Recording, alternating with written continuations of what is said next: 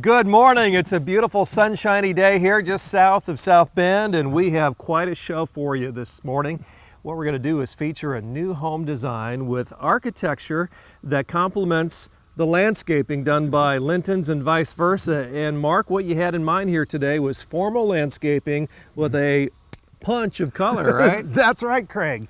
And we've got this beautiful, beautiful home as yes. a backdrop. Actually, the house makes the landscaping look really nice. Love the association here. And you know what? The homeowners, Mike and Linda, they have a real appreciation for rare and unusual plants, trees, and shrubs. And they are an avid viewer of the show as well, I understand. Yes, right? they are, and that's how they happen to give us a call. Oh, very good. Well, if you pick up anything at all here that maybe tickles your fancy, if you have either a new home or an existing home that you'd like to have Mark come out and take a look at, of course, give them a call. But boy, some great information here today, and hopefully along the way some inspiration. And Mark, you've got some wows here that are just absolutely stunning. In fact, one of the trees we're going to feature I've never seen before.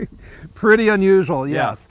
First one I'd like to share with the viewers here is our Hindu pan Scotch pine. This is more of a topiary type of evergreen. Maintains this look 12 months out of the year. We wanted something kind of eye-catching as visitors and guests pulled up to the driveway and then walked up the sidewalk here, and that is definitely a statement piece. I love it a lot. And here's another statement piece, huh? A very unusual tree here. One of my own personal favorites. This is called a sourwood, and you don't see them around Michiana all that often, and it really does a lot of neat different things in the springtime. It has this lily of the valley like type of flowers, and you can see just a few of them remaining there. And then also, as we go into the fall, it puts on this beautiful show of colors, grows incredibly slowly, and has a very unique branch structure. Sourwood, huh? Yes, exactly. Wow. And here's my favorite over here. Talk about this one, will you, Mark? This is quite unusual here. This Look is at called that. a Japanese umbrella pine. And do you know why it's got its name umbrella pine? Well, it kind of looks like an umbrella, upside down maybe. Yeah, if you look at the ends of the branches and how those needles come out of there, it resembles an umbrella. And I wish the viewers could actually feel this tree. Yeah. It's very rubber. Yes, It's very rubbery-like. And beautiful, unique. shiny, glossy evergreen needles. I love this tree so much, I've got one planted in my backyard. Is that right? But we wanted something special here, something in the Evergreen family that would anchor the corner of the house, but not get too big and not hide the house. So anchoring is very, very important, even in a new home construction, maybe especially so, huh? Exactly. Yeah. You know, we talked about a punch of color, Yep. and nothing gives you more punch color than roses. We've got a couple of different types of roses here. These are our famous knockout roses that bloom all spring, all summer, and into the fall.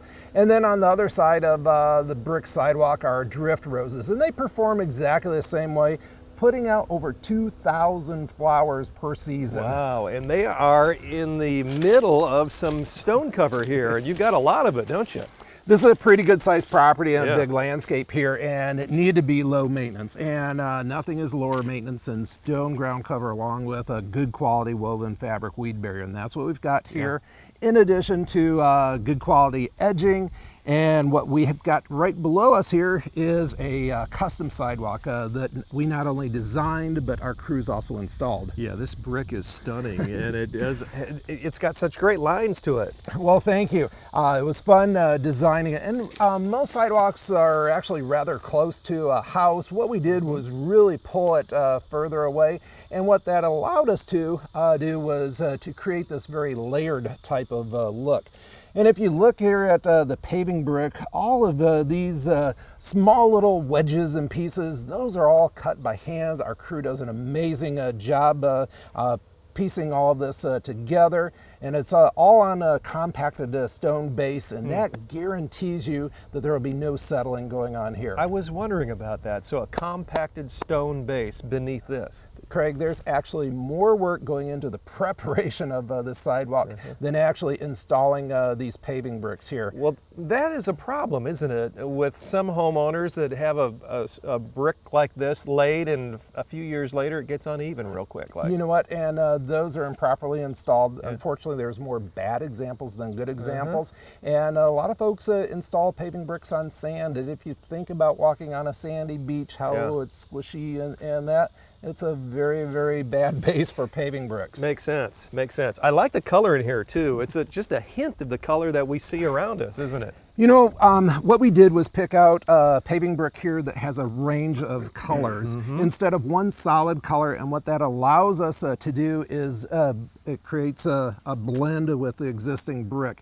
If it was one solid color, it'd be a lot harder to get something to match the brick that's on the house. Right. Well, keep sharing here with us, Mark. This is really outstanding stuff. Isn't this spectacular here? This is one of our little dwarf tree hydrangeas. And if you look at the architecture of the house, we've got the bay window here in front of the garage, and then some offsets here. It was asking for something of a little bit of height, but not a lot of height. So this tree hydrangea is absolutely perfect here. And Craig, this will continue to bloom into the fall. The white flowers will take on some pinkish tones, and then eventually those flower heads turn burgundy. Nice contrast of colors here, Mark. Very nice. Next up? Well, we've got some more topiaries here. We've got another smaller Hindu pan pine. Again, it's strategically placed in between the windows, not blocking any of the views of the windows, also not wanting to hide any of the home's architecture. Boxwoods there, huh? Exactly, very good. Nice little formal hedge. It's going to stay below the base of the windows. And there's beautiful stonework on this house. I just love all the stone. And so we didn't want to hide that. Yeah, and you haven't.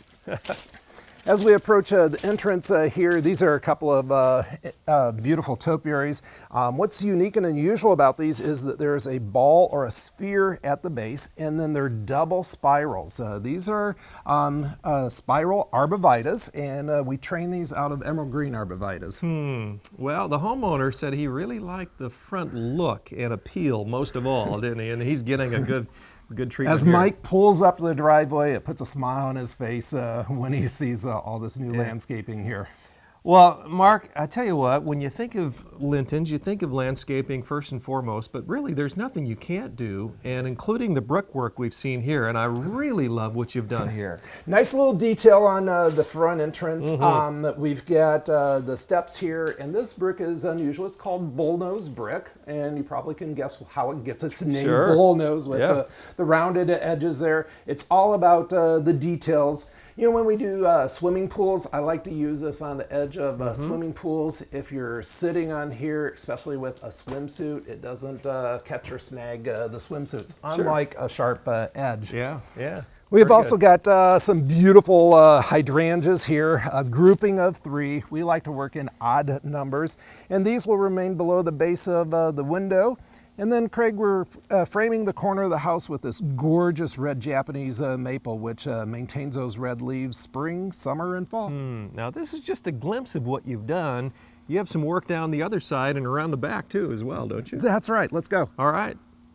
Well, we talked about Linda just briefly, and she really loves what you've done out here. And what you've created, Mark, are 3 ponds, right? Or 3 waterfalls. You're correct. And they were blessed with having a stream running through their property. How many people have a stream running through their property?